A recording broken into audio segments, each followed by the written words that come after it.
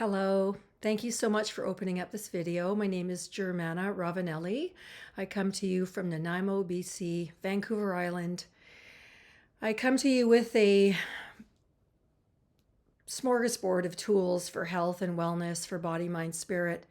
I'm a clinical hypnotherapist, a personal trainer, a nutritional therapist, a coach, and a spiritual teacher. I am a published author of a book called The Road to Transformation, Healing Generational Trauma. And this book can be found on Amazon. It illustrates how we unconsciously absorb our family's unresolved trauma or messages and we integrate them. And unfortunately, what happens is we repeat them, or we have thought patterns and attitudes and self-destructive behaviors that are usually inherited from our family. And it's not to beat up our family. We're just doing the best that we can. My story is pretty painful, and I'm here to share that there is hope. There is the ability to turn your life around no matter where you may be today. There's an old saying, and this isn't to be mean because I'm a parent too, but children don't have problems. They have parents. And our parents, whether they mean to or not, will pass on whatever they have not healed. So as we do our work, whatever our work is, we are less likely to cause more damage going forward. So today's video is about developing self-love. And I think that is probably one of the most powerful practices anyone can ever create or commit to. And the reason I say that is because most of us are trained to want to think, if I can get you to love me, then I'm okay. If I look good enough, then I'm okay. If I have enough toys, then I'm okay. If I can get the attention from somebody else, that I'm okay. But the need for that actually screams, I'm not okay, because underneath it, there's this part of us that is fragmented off or developmentally delayed or just has a belief system that I must receive energy from other people in order to validate that I have value. And I think we all do it. Children do it. Adults do it. Many people do it their whole life. The thing is it sustainable and does it work? And as a person gets to different parts of their life, those approaches start to die off. They don't work, especially if we're taught that, and women do this, I'm a woman, that our value is based on our youthfulness or our beauty or our waist size or what have you. And all of that is kind of like we use ourselves like a currency, which again causes huge suffering. The reality is that underneath it all, there's a part of us that is precious and lovable and worthy and intelligent and magical. And yet most of us are taught that if we actually take time for ourselves, what people do to control people, as they say, well, you're selfish, which is absolutely untrue. The most important thing we can ever do is have a commitment to fill our own basket, to water our own garden, our relationship to our body, our relationship to whether we have a spiritual practice, our relationship to money, our relationship to other people. But remember, we cannot give away what we have not got. And in the world that we live in with all of the technology, we're constantly running around, being deregulated by all of these things, usually being too busy, and we're not actually sitting in what's called as our personal power. We're jumping like a flea or a dog or something from thing to thing to thing to thing, and we're not actually in our body, we're in our thinking mind. And the mind is good, but we use it way too much, and the mind is usually at the root cause of a lot of our suffering because we listen to it. And unfortunately, it usually has a lot of really untrue information. So how do we develop self-love? Ideally, we start from wherever we're at. And why would we develop self-love? Ultimately, then we actually feel cared for, we feel seen. We're not manipulating other people in order to attempt to feel safe. And that's a really strong thing to say, but most of us don't know how to feel safe.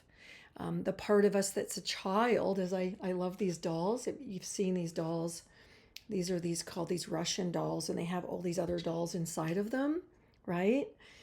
I bought these recently, and I shared with somebody, like when we're in a healing process, we have the external self, but there's these other layers of us on the inside that want to be cared for and seen and loved. And if we've had to shut off from ourselves, then we don't really know how to attune to ourselves or connect with ourselves or recognize that it's so simple just to go, oh, I'm going to take, 15 minutes to let myself be a kid again, and I'm going to walk outside and do something on the grass, or I'm going to feed the birds, or I'm going to water the flowers. So the why is our life doesn't work if we don't have self-love. And it's not that narcissistic, I'm so amazing and look at me. I mean, that's really a wounded child. It's when we're at home in our own body and in our own company, we're in good company, then guess what? Our cup is filled. We're not going, oh, I need to buy something else or I need to do something else in order to be okay. And it's okay to do those things. I love the question, who is this for? Who is this for? Am I doing this for me? Am I doing this because I want someone to think I'm cool? It's okay to be cool, but if you're doing it strictly for someone else's recognition, you're fighting a game that you can never win, because then you're going to have to keep anting up. Why? Why would we want to love ourselves? Because then our life works. We have better health. We have habits that say, I matter. A part of us wants to be loved, and a part of us knows that we're loved. And yet if we don't kind of find a way to navigate in and say, just for today, or just today, I'm going to give myself, a nice meal, or I'm going to sit down and let my body relax. Those are acts of self-care, which to me is symbolic for self-love. And when would we do this? Believe it or not, the most potent time, any time is good, to imprint the subconscious mind, which is the part of us that carries our parents' messages about whether we're a good girl or a bad girl, or we're stupid, or no one will love us, or we'll never amount to anything, or what have you. All of those messages are wired into the subconscious mind. And that's the part of us that's been recording since conception, what's going on, to all about 8. And that is where we actually learned to believe whether we were good enough, smart enough, whether we had done enough. And those are called subconscious wounds. And, I help people heal those. Having a granular process to show up for yourself on a daily basis is critical. So going back to when, the first thing in the morning is the most important time, because your subconscious is wide open. If you got into the habit, and one of my teachers said this to me when I was a baby, hypnotherapist, he was my mentor, his name was Fatah Taylor, and he taught me how to love myself. And one day I said to him, how can I ever repay you for teaching me this? Because my parents sure didn't. They taught me what love is not. And he said, just love yourself. And I was like, wow, because it's not a stationary thing. It's something we do daily. So he said to me, if you actually want to help people, which that's what I wanted to do, I wanted my life to have some value, and I wanted to be of service to others, because that brought me a sense of purpose. And it also felt like my suffering wasn't in vain. We all suffer. He said, light a candle in the morning, get up, light a candle, remind yourself that you are one with that light. You came from that light.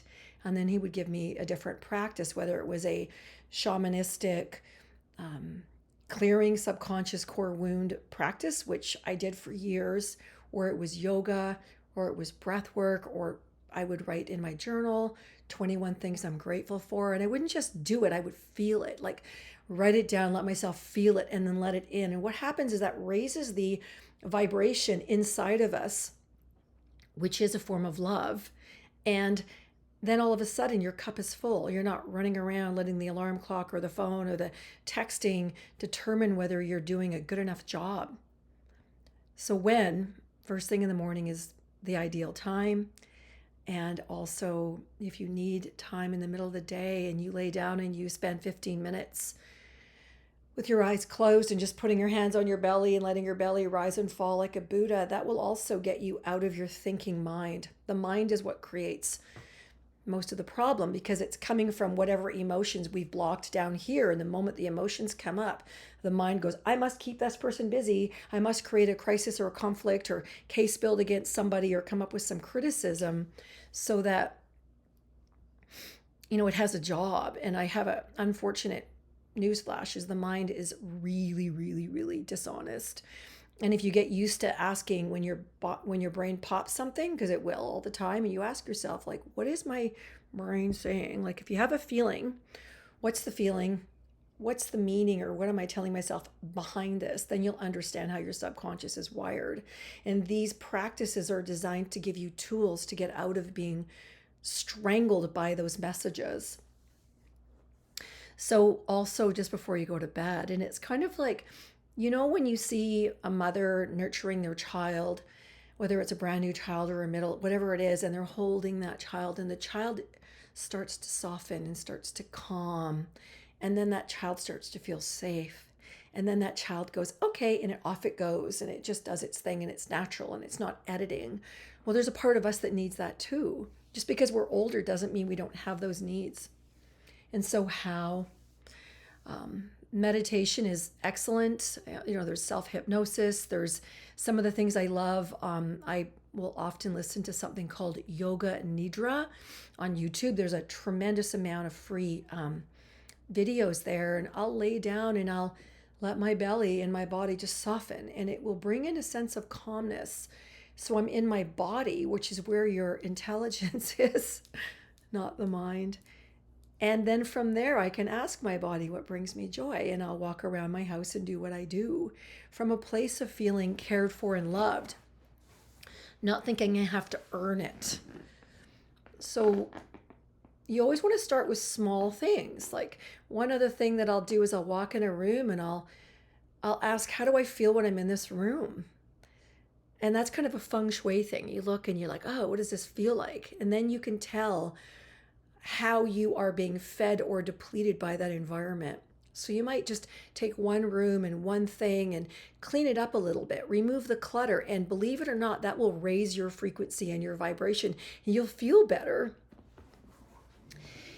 And you want to look for where your life has turbulence.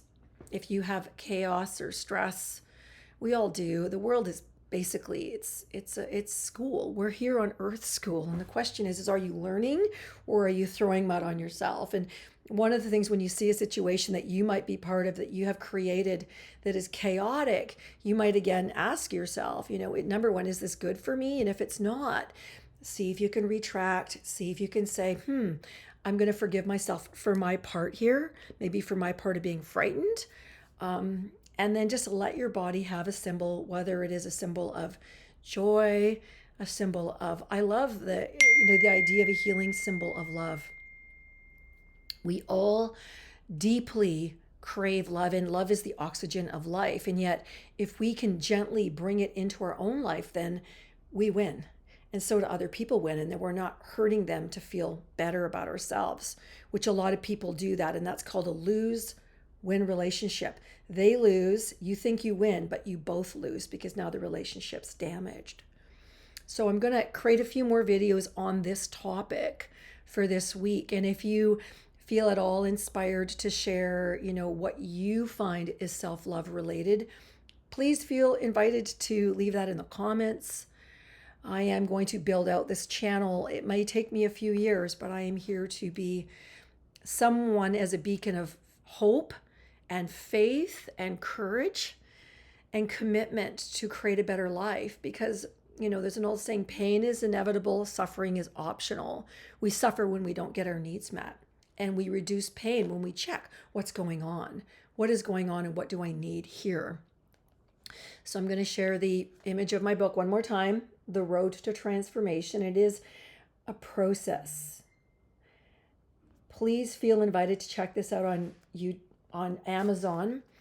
If you know of anyone that suffers from addiction, abuse, neglect, trauma, narcissistic abuse, self-hatred, addictions with food, with shopping, with being in fear states, please feel invited to share my channel with them. This channel is all about health for the body, the mind, and the spirit. When one is out of balance, we are out of balance. And I want to thank you for your time.